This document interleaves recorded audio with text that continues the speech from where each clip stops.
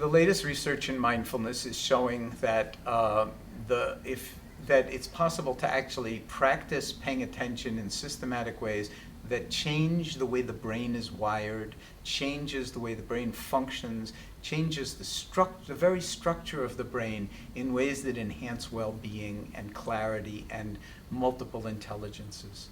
So this is a very, very exciting time where science and meditation are coming together, because we're discovering that the human organism is really capable of profound, the technical word is called plasticity, that the brain is an organ that changes in relationship to experience, and actually the chromosomes are changing always in relationship to experience. And so meditation even seems to be able to drive changes in which genes in our chromosomes are being upregulated and which genes are being downregulated, which means we have a lot more freedom to transform our organism and our life experience and attain some degree of profound well-being and satisfaction than what we ever thought. That's scientifically amazing, and it's also seems to be the case. Mindfulness is a way to live your life as if it really mattered, and that involves being in the present moment with open-hearted presence and kindness towards yourself.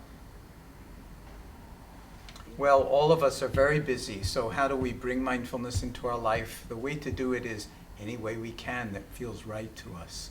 So there's no one right way to do this, but certain ways in which we cultivate awareness can be very valuable. And one thing that we might bring our awareness to is the body, and just a sense of remembering to feel our lives unfolding in the body as opposed to only in our head. So that can be done in many different ways, a sense of the body as a whole, walking, sitting, eating, moving, or just being in touch with the breath, one's own breath, and the feeling of the breath coming into the body, the feeling of the breath leaving the body. But it's important to remember it's not about the breathing. It's not some breathing exercise or something special you're supposed to be doing. It's recognizing that it's very special that you're breathing at all. If you're not breathing, you're dead. So could we be aware of breathing and how special this is and feel the energy of it as if in this moment, this is my life. And it's not waiting for the weekend to have my life or waiting when I finish some big project, but every moment is my life. Then, even in very stressful situations, you can move into the actuality of the situation and find ways to move with it and regulate your own reactivity to it, so that in some very, very deep way, you are not running away and you're not pushing through anything, but allowing things to unfold as they do. That's the heart of creativity, and that way we get the most work done with the least distraction and the least effort. It's an art form, and it takes a while to learn. It's not something where you just hear me say this on the web and the next thing, oh yeah, I'll be mindful for the rest of my life. It's one of the most difficult things in the world, if not the most difficult thing in the world for us human beings to do, is to be present in our own lives and to be kind and less judgmental of ourselves. That's why it's worth doing. It's worth practicing. But it's not a doing, really. When all is said and done, it's a way of being, and actually a way of being awake and yourself. And the present moment, which is the only moment we're ever actually alive in, tends to get obliterated, really squeezed to the point where we're not in the present moment anymore. We're always in the past, always in the future, and that's a prescription for unhappiness. Happiness isn't some of the time when, at the pot of gold at the end of the rainbow. It's right now, in the midst of whatever is happening.